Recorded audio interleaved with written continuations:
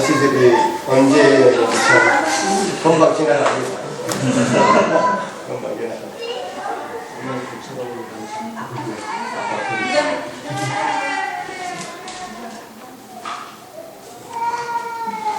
아빠 찾고 있는 거야?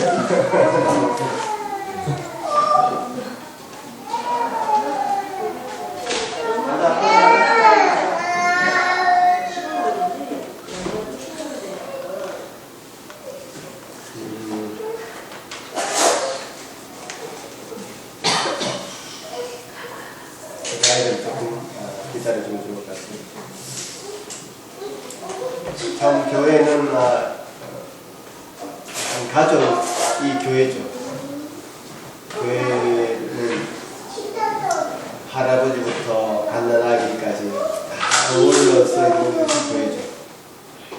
가족이라고 교회를 개념하는 것이 교회를 아주 가장 잘 개념할 수 있는, 정의할 수 있는 그런 개념인 것 같습니다. 그래서 지금 아이들이 사실 아이들 다 늦죠. 또 우리가 노인네가 되면 또 어린아이로 돌아갑니다. 다 내리고 기다려줘야 되고 그렇습니다. 그래서 그런 기다림과 함께하는 교회의 언제나 모습이 되어야 될 것입니다. 그런 의미에서 앞으로 잘 기다리고 함께 할 수 있는 그런 시간들이 되면 좋겠습니다. 우리가 3주 전에 우리 사도행전 16장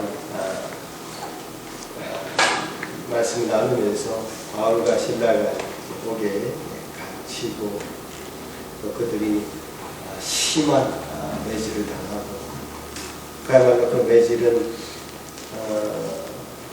그야말로 그 가슴 등짝에 큰 도랑을 판 것처럼 붉은 채찍 자국이 생길 수밖에 없는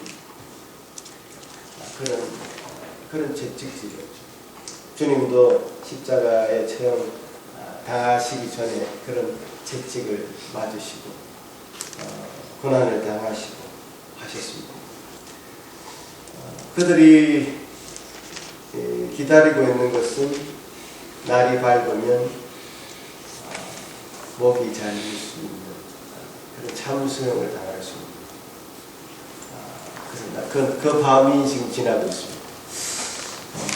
그 밤을 어떻게 사도 바울과 실라가 보내는지 그 밤에 정말 많은 일들이 일어납니다. 그 밤에 일어났던 그 일들을 정말 드라마로 엮을 수 있는 많은 일들이 일어났는데 일어났던 그 일이 방향하고 있는 목표하고 있는 분명한 목적이 있었습니다. 바로 뭐냐면 주 예수를 믿어라 라고 선포하시고 그 선포한 그 말로 인해서 한 영혼 또 한 집안 그 예수 그리스도를 알게 되는 급격한 변화가 일어납니다. 그것을 결론하게 됩니다. 그러니까 무슨 말인가 하면 그 한밤에 일어났던 그 사도 바울과 실라가 옥에 갇힘으로 해픈하게 되는 그 많은 일들이 목표하는 바는 한밤이 아니라 한 영혼에 대한 관심이고 구원입니다. 그래서 주 예수를 믿어라 그리하면 너와 내 집이 구원을 얻게 된다라고 하는 아주 유명한 이 말씀을 우리가 익히 알고 있는 이 말씀을 오늘 본문을 통해서 보게 됩니다. 그래서 예수 그리스도를 믿게 되는 한 영혼을 발견하는데요. 예수 그리스도를 믿게 된다는 것은 믿는다는 것은 어떤 의미를 가지냐? 그 세계관이 완전히 바뀝니다. 이 가치 체계가 완전히 혼란을 겪으면서 완전히 새로운 세계를 보게 되는 것이죠. 예수 그리스도를 믿게 된다는 것이죠. 왜냐하면 우리 사람은 이성을 가지고 있습니다. 합리적이고 이성을 가진 이 사람이 생각할 수 있는 것은 우리가 눈에 보이고 우리가 경험하고 하는 이 갇혀져 있는 소위 이제 closed system이라 해서 갇혀져 있는 이 세계 안에서의 해프하는 일들을 우리는 그냥 이해하고 그것을 받아들인다는 거죠. 그러나 우리가 주 예수를 안다는 것은, 믿는다는 것은 closed system, 그 너머에 있는 또 다른 말로 하면 오픈 시스템. 내가 생각하는 것 그 이상의 것이 있을 것이다 라고 하는, 내가 생각하는 것이 다가 아니라고 생각하는 오픈 시스템에 우리가 연결된다. 그러니까 하나님을 믿는다, 주 예수를 믿는다는 것은 엄청난 그 가치의 혼란을 겪게 되죠. 내가 그동안 믿어왔던 것이, 생각해왔던 것이 다 무너져 버린 것이. 여러분에게 주머니에 100불이 있을 때 어제 나이트 마켓 가서 아이폰 케이스 하나 샀는데 10불 들었습니다. 떡볶이 사 먹는다고 또 10불 썼습니다. 그리고 이제 돌아다니다 보니까 재밌는 놀이공원에 그 기구 한다고 또 10불 썼습니다. 그럼 주머니에 몇 불이 나와 있어야 됩니다. 계산이 빨리 안 됩니까? 70불이 남아 있어야 되죠. 그럼 돌아보니까 50불밖에 없어. 또 계산을 해보죠. 내가 아이폰 케이스 하나 샀고 떡볶이 먹었고 놀이 기구를 탔는데 20불 어디 갔지? 고민하다가 어디서 잃어버렸나 보다. 요렇게 생각을 해야지 우리 생각이 정리가 돼요. 그래서 잠을 잘 수가 있습니다.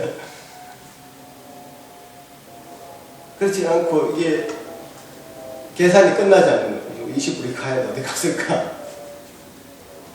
이게 합리적인 것이죠. 이성적인 것이죠. 그 안에서 우리는 그런 테두리 안에서 사고를 하는 것이죠. 그런데 주 예수님을 믿는 일이라는 것은 그 테두리를 훨씬 벗어나야 돼요. 한마디 쉽게 말하면 내세를 우리가 믿습니다. 이 세상이 전부가 아니고 이 세상 너머의 세상을 바라보는 것이죠. 그 너머에 어떤 원리가 있고 그 원리에 우리가 원리를 가진 하나님의 자녀로서 하나님 나라의 시민으로서의 그 시민권을 가진 자로서의 그 행동을 우리가 여기서 하고 있는 것이고, 그러니까 그 원리에 접붙임을 당해서 이 땅에 살고 있는 것이거든요. 다른 원리로 접근해요. 지금 그래서 그날 밤에 일어난 바울과 실라가 옥에 갇혀서 일어난 이 사건을 통해서 우리는 그런 한 포인트를 발견하게 되는 것입니다. 그래서 바울과 실라의 모습 속에서 아까 우리 아이들에게 말씀 나눈 것처럼 그들은 기도할 수밖에 없는 절망적인 상황에 처해 있었죠. 누구나 다 기도할 수 있습니다. 어려움을 당하면 기도할 수 있죠. 외로우면 기도할 수 있습니다. 또 어떤 절망적인 상황 가운데 빠져서 우리 인생의 문제가 해결되지 않을 때 기도할 수 있습니다. 기도는 그런 절망 가운데 찾아오게 되고 매달리게 되죠. 저희 형님도 사실은 믿음이 지금도 든든하진 않지만 지난주 우리 형수님 보셨죠? 믿음 없이 살다가 결정적으로 결혼을 했는데 아기가 없는 겁니다. 온갖 노력을 다 했습니다. 그래서 그것 때문에 10년 동안 계속 노력을 했어요. 인공수정도 몇 번 하고 또 좋지 않은 전국의 그 한의원 같은 데 다니고 있잖아요. 보내고 다니고. 그때 그것 때문에 형이 굉장히 스트레스를 받았어요. 그런데 그러던 차에 이제 내가 복음을 전하게 되었고 교회에 다니기 시작하셨죠. 그 딱 10년 만에 첫 아기가 나왔는데 그건 어떤 인공수정도 아니고 자연적으로 자연분만을 하게 된 거죠. 그 다음에 또 아기를 둘이 더 낳게 됐는데 하나님께서 이렇게 보여주시는 것이죠. 하나님께서 우리가 할 수 있는, 인간이 할 수 있는 그 능력이라는 것은 사실 이 머리카락 하나도 제대로 만들 수 없는, 머리카락을 이 사람 머리카락처럼 만들어 보라 했을 때 이 온 첨단 과학을 다 동원해도 불가능한 것이 사실이에요. 그 정도로 우리 인간이 할 수 있는 것은 정말 한계가 있고 정말 작은 일을 해놓고 큰 것처럼 부풀리는 그런 것들이죠. 그런 한계 속에서 우리 인간은 참 절망할 수밖에 없고, 절망할 때 엎드릴 수밖에 없는 것이죠. 하나님을 찾게 되었습니다. 그러니까 아이고 하나님 하면서 하나님을 부를 수밖에 없는 우리 인간이죠. 그런 고난에 우리는 처할 수 있습니다. 그러나 찬송을 할 수 있다는 것은 좀 다른 차원.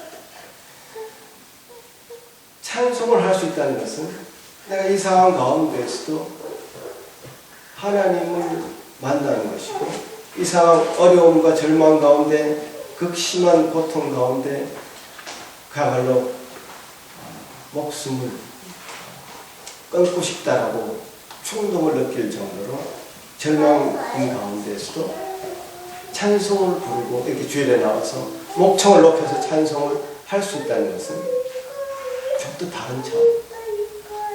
이 절망의 늪을 뛰어넘는, 그 절망의 그 상황을 뛰어넘는 하나님을 바라본다는 그런 믿음이죠.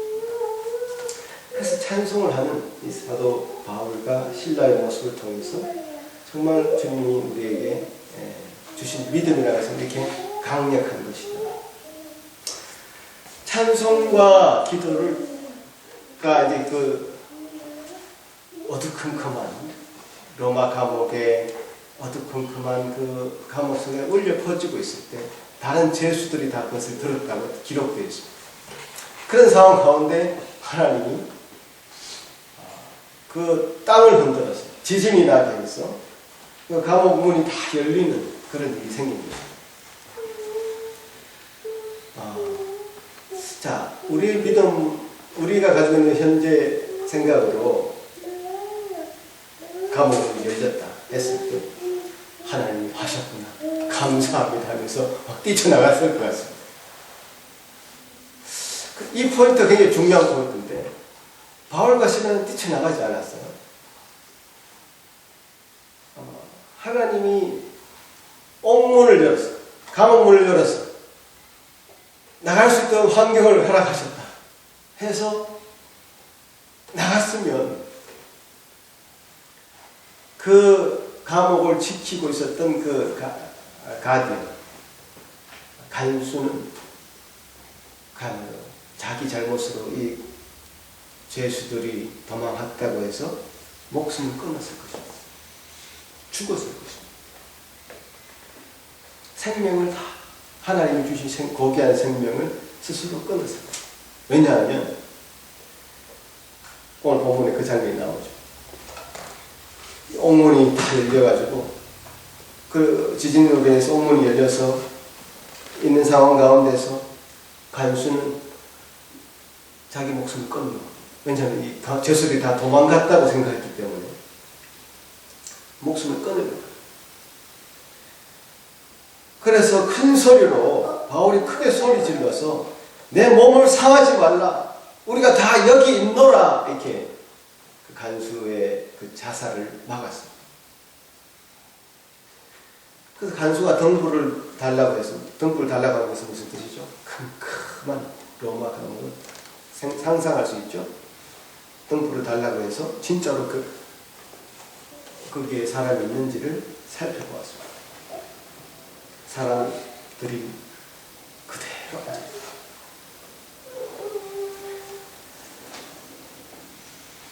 이 장면을 목격한 이 간수가 엄청난 충격을 받아요. 자기 그동안의 가치 체계에 혼란을 찾아오고, 어떤 사람이 저 사람도 과연 무엇이길래 지금 내일 아침이면 목이 잘려서 죽을 수밖에 없는 그런 상황에서 감옥 문이 열렸는데 나가지 않고 거기 지금 그대로 버티고 있습니다. 이 사람들의 행동을 보고 이 간수는 충격을 받은 것입니다. 어떻게 저럴 수 있을까? 그래서 바로 머리를 조아립니다. 선생님들이요, 내가 어떻게 해야 구원을 얻겠습니까? 그 상황이 너무 받아들이기 힘드니까, 이런 정말 내가 그동안에 알고 있었던 것이 다 무너지고, 내가 구원을 받아야 될 그런 대상이 스스로 고백되어지는 것이죠. 그래서 스스로 이렇게 질문합니다. 내가 어떻게 해야 구원을 받습니까? 구원을 받고 싶다. 당신들처럼 이 현실 상황의 문제 앞에서도 그것을 초월하는, 이 닫힌 세계 안에 갇힌 우리들과 같지 아니하고 오픈 시스템, 열려져 있는 그 세계를 바라보는 그 믿음을 가진, 그 믿음을 우리가 어떻게 얻을 수 있겠는가? 그 구원을 받을 수 있겠는가? 그 질문에 대한 대답이 그 유명한 구절, 주 예수를 믿으라, 그리하면 너와 내 집이 구원을 얻겠다 라고 하는 말씀입니다. 그러니까 주 예수를 믿는다는 것은 그만큼 지금 스스로 살아왔던 그 세월을 부인합니다.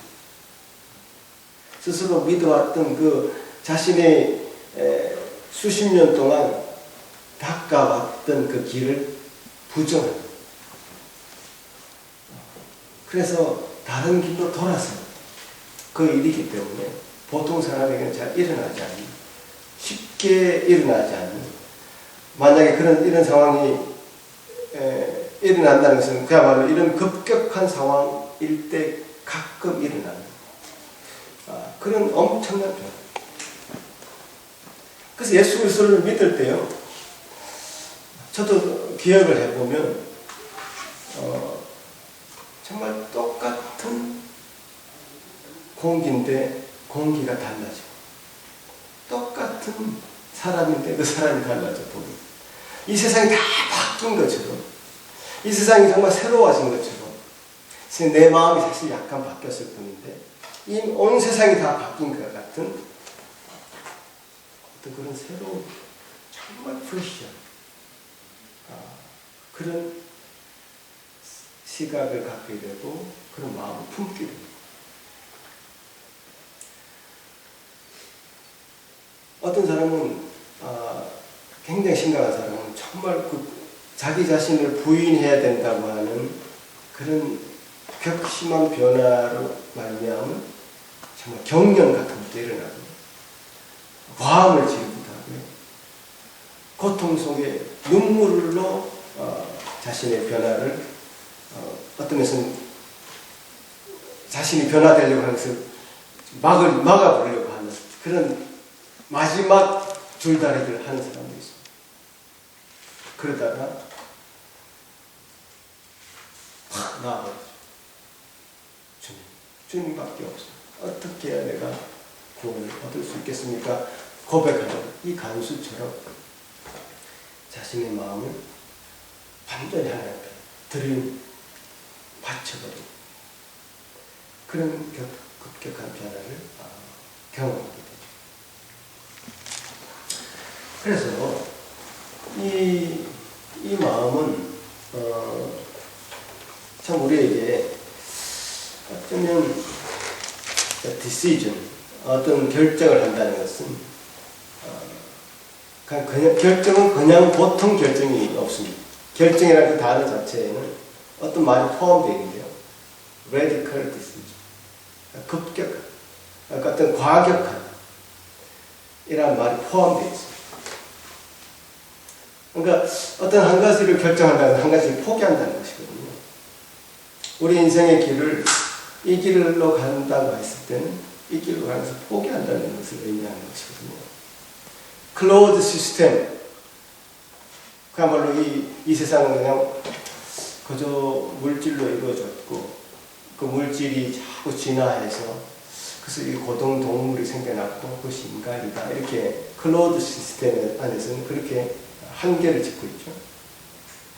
그렇게 믿고 살아왔던 사람들에게 내세라고 하는 것, 하나님이라는 것을 보여줬을 때 하나님을 택한다고 하는 것은 하나님의 자녀로서의 자기의 정체성을 갖는다는 것은 이 세상의 클로즈 시스템을 부정하는 것이죠.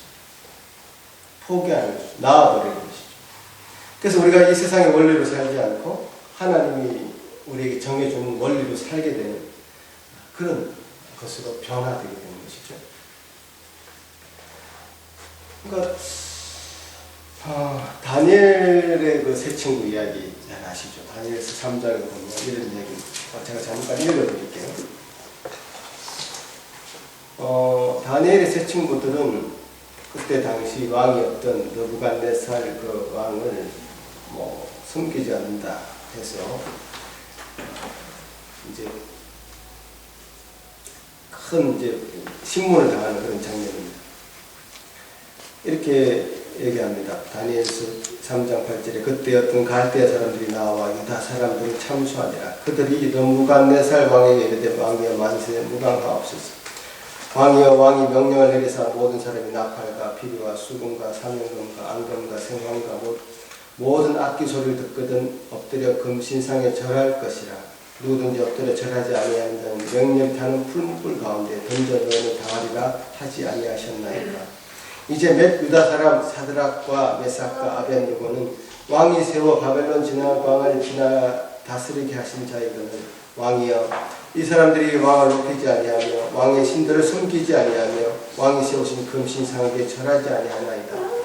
느부갓네살 왕이 노하고 분하여 사드락과 메삭과 아벤느고를 끌어오라 말하며 드디어 그 사람들을 왕의 앞으로 끌어온지라.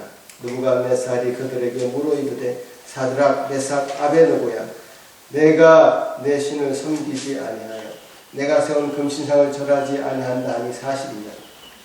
이제라도 너희가 준비하였다가 나팔과 피리와 수금과 삼명금과 안금과 생황과 및 모든 악기 소리를 들을 때 내가 만든 신상 앞에 엎드려 절하면 좋거니와 내가 만일 절하지 아니하면 즉시 너희를 맹렬히 타는 풀무불 가운데 던져 넣을 것이니 능히 너희를 내 손에서 건져낼 신이 누구이겠느냐 하니 사드락과 메삭과 아벤느고가 왕에게 대답하여 이르되 느부갓네살이여 우리가 이 일에 대하여 왕에게 대답할 필요가 없나이다. 잘 들으세요. 왕이여 우리가 섬기는 하나님이 계시다면 우리를 맹렬히 타는 풀무불 가운데서 능히 건져내시겠고 왕의 손에서도 건져내시리이다. 그렇게 하지 아니하실지라도 왕이여 우리가 왕의 신들을 섬기지도 아니하고 왕이 세우신 금신상에도 절하지도 아니할 줄을 아옵소서. 이들이 고백하고 있는 것은 지금 현 상황에서 그냥 절 한번 하는 게 뭐 어려우나 이렇게 생각할 수 있습니다. 그 절하고 마음으로 안 섬기면 되지 이렇게 생각할 수도 있을 것입니다. 그러나 거부합니다. 하나님이 우리를 건져주실 것이라는 믿음이 일단 있었고요. 하나님이 건져주시지 아니할지라도 그 뜨거운 풀무불에 들어가서 우리를 건져주실 것이라고 하는 믿음이 일단 있었고 건져주지 아니하실지라도 우리는 당신 앞에 절을 하지 않겠다라고 얘기하는 거죠. 이들이 가지고 있었던 신앙이라는 것은 믿음이라는 것은 현실을 보지 않았어요. 현실을 뛰어넘어 있는 그 상황을 뛰어넘어 있는 하나님을 보고 하나님을 바라보고 하나님이 그들을 지배하고 있는 것이죠. 하나님의 원리로 살고 있는 것이죠. 이 땅 가운데 그렇게 그런 마음으로 살고 있는 이들의 모습을 보게 됩니다. 히브리서 11장에는 그 믿음을 정의하고 있습니다. 믿음은 어떻게 정의하고 있는가? 히브리서 11장에 보면 믿음은 바라는 것들의 실상이요 보이지 않는 것들의 증거니 선진들이 이로써 증거를 얻어내느라. 믿음으로 모든 세계가 하나님의 말씀으로 지어진 줄을 우리가 아나니 보이는 것은 나타나는 것으로 말미암아 된 것이 아니다. 우리 눈에 보이는 것은 그저 유물론자들처럼 물질로 이루어진 세계가 전부가 아니다. 믿음의 세계는 그것을 뛰어넘는 세계. 우리 힘으로, 우리의 생각으로, 우리의 아이디어로, 우리의 지식으로 다 이해할 수 없는 그 너머의 세계. 그 너머의 세계를 바라볼 수 있다는 것은 참으로 하나님의 은혜죠. 이 은혜가 이 바울과 실라를 지키던 간수에게 지금 전달됩니다. 그 마음을 심하게 흔드는 거죠. 그동안 살아왔던 가치체계를 완전히 흔드는 거죠.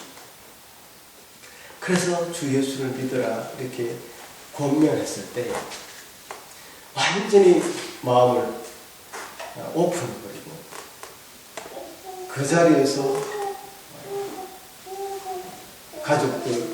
가정에 들어가서 그 맞은 자리를 씻어주고 가족들을 다 불러 모아서 세례를 받는.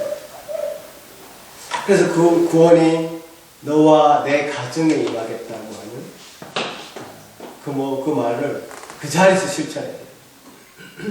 그날 밤에 일어난 일이에요.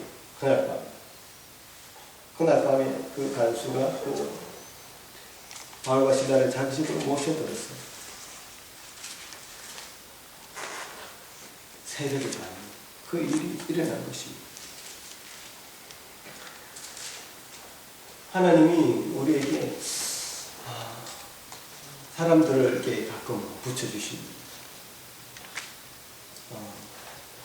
그들에게 하나님의 사람의 모습을 그냥 보게끔 하는, 그래서 어떤 충격을 주는 그 일이 우리에게 얼마나 자주 있는가 생각을 해보게 됩니다.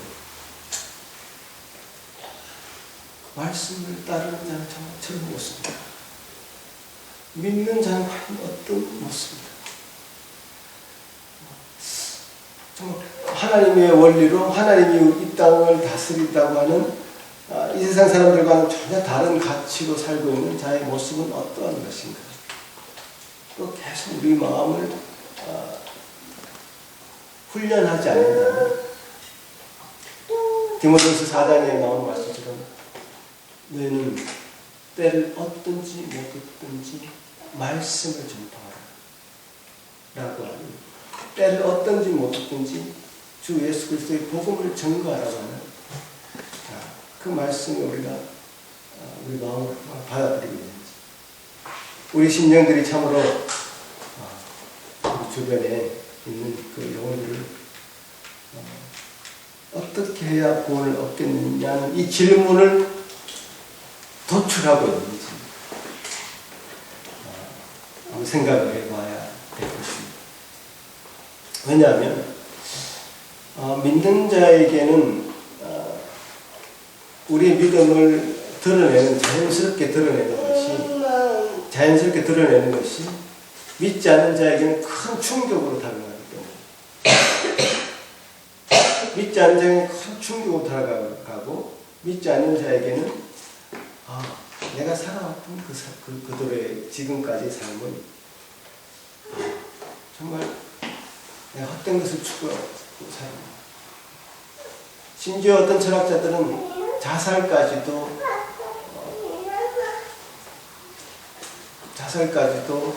좋은 것으로 생각합니다. 왜냐하면 정당화하는 것이죠. 자살을 정당화하는 철학자들이 많습니다. 왜냐하면 우리가 그동안 살아왔던 그 절망을 끝내는 방법은, 절망의 끝은 그냥 자살로서 절망을 끝냈을 때 그 사람은 가장 행복하게 끝내야 합니다. 이런 논리죠. 또 쾌락을 추구하는 사람, 먹고 놀고 뭐 이런 쾌락을 추구하는 사람들도 그 쾌락의 끝은 어딘가 하면 자살입니다.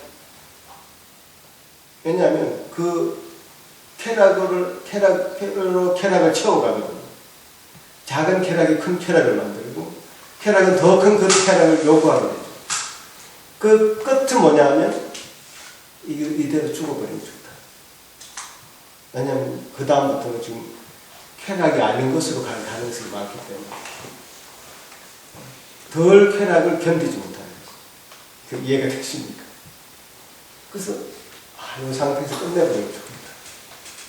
그래서 끝내버리면. 이런 사고방식과 이런 세계관을 가진 사람들과 정말 만나게 되잖아요. 그럴 때 충격을 줄 수 있는 믿는 자의 모습이 바로 오늘 사도 바울의 모습과 신자의 모습이었고, 이들을 통해서 하나님이 하신 일은 정말 한 영혼에 대한 관심과 그 가족들을 구원하는 그런 일이었다는 것이죠. 그래서 때를 얻거나 못 얻거나 말씀을 증거할 수 있는, 입으로 할 수도 있지만 우리 삶 증거되는 관계 속에서 말씀이 증거되고, 그래서 주 예수를 믿으라, 이 말은 단순한 말이 아니죠. 그냥 교회 나와라 이 정도가 아니죠. 주 예수를 믿으라 라고 하는 것은 이 그동안 가지고 있었던 가치관에 대한, 세계관에 대한 강력한 도전이고 변화를 촉구하는 그런 메시지죠. 내가 예수를 믿겠습니다는 입으로 고백하는 정도가 아니라 나는 그동안 살아왔던 이 클로즈드 시스템을 다 부정하고, 이 보여지는 이 세계는, 보여지는 것으로 된 것은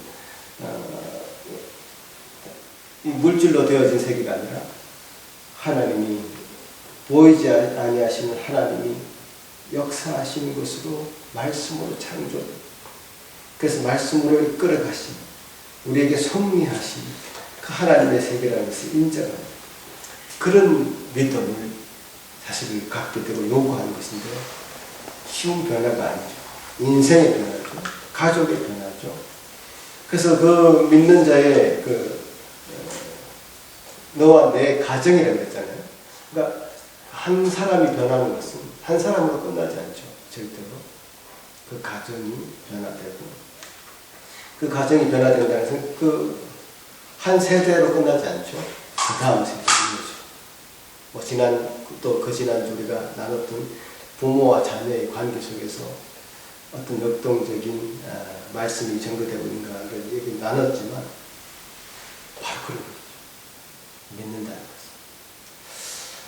그래서 결코 우리가 여기서 쉽게 간단하게 생각할 그런 문제는 아니다. 주 예수를 믿어라. 너와 내 집이 구원을 얻을 것이다. 라고 하는 이 말씀을 정말 심각하게 우리 말씀으로 받고, 지금 내가 어떤 가치색으로 살고 있는가, 내가 어디에 지배를 받고 있는가, 어느 분으로부터 영향을 받고 있는가, 또 어느 분으로부터 내가 위로를 받고 있는가.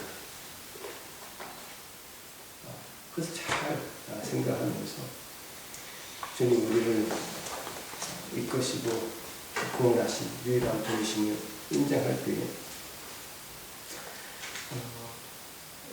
우리는 이 땅에서 삶을 넉넉하게 살아야 될 것. 그래서 제가 이렇게 말씀드리는 것이 현실 도피적인 것이 아니에요. 그러니까 기독교는 결코, 그러니까 에 계시는 하나님을 바라보고 사니까 현실을 다 떠나라 이렇게 얘기하지 않습니다. 결코 그래서 죽어서 천국만 가면 되니까, 그래서 교회 와서 삶이 다르고 세상 나가서 삶이 다른, 교회 와서는 그저 좀 천국에 대한 보험 정도를 좀 들어놓는 이 정도로 이제 생각해서는 안 되고, 우리 삶이라는 것은, 믿음의 삶이라는 것은 교회와 교회 아닌 것이 구분이 있을 수가 없습니다. 그렇게 구분하는 자체가 굉장히 이원론적이고 이분법적인 그런 사고방식을 가진 사람들의 생각이죠. 그런 사람들이 만들어 놓는 틀입니다. 그 틀을 깨야 되죠. 믿는다는 것은 굉장히 광범위한 세계관적인 그런 고찰을 통해서 우리가 접근해야 됩니다. 그래서 현실 돕떠나라, 현실 도피적으로 그렇게 제가 말씀을 드리는 것이 아닙니다. 사실 우리가 알고 있는 세계가 사람들은 이 과학 문명이 발달했기 때문에 이 세계에 뭔가를 기대하고 있죠. 그래서 유토피아를 꿈꾸고 있죠. 낙관적으로 생각하고 있죠.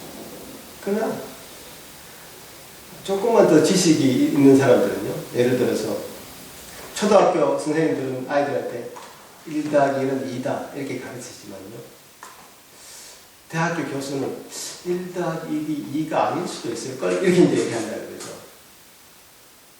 그러니까 더 많이 아는 사람들은 더 모호하게 자기 발을 뺍니다. 이게 아닐 수도 있다. 왜냐하면 실제로 그렇거든. 자기 알고 있는 것이 알고 1 더하기 1이 아닐 수도 있다. 라는 2가 아닐 수도 있다. 라는 사실을 스스로 인정할 수밖에 없는 이 지식이라는 것은 그렇습니다. 여러분이 알고 있는 것이 다가 아닙니다. 그래서 너무 이제 단정적으로 얘기하는 것은 어릴 때, 정말 좀 모를 때 그렇게 하고요. 많이 알면 할수록 그럴 수도 있을 겁니다. 이렇게 말투를 바꿉니다, 사실. 그게 정직한 사람의 어투죠. 그래서 우리가 사는 이 땅 가운데 세계가 전부가 아니라는 사실을 좀 알고요. 믿음을 붙잡아야 됩니다. 주 예수를 믿으라고 사도 바울이 전도하는 것처럼 그 예수를 믿을 때에 우리는 정말 이 세계를 제대로 이해할 수 있습니다. 이 세계를 제대로 받아들일 수 있습니다. 이 세계의 삶에 지금 정말 환하게 밝아진 이 따뜻한 햇볕의 감사함을 더 절실하게 느낄 수 있습니다. 이 세계의 의미, 삶의 의미를 더 충실하게 이해할 수 있습니다. 전혀 다른 세계가 열립니다.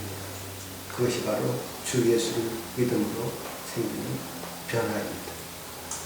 기도하겠습니다.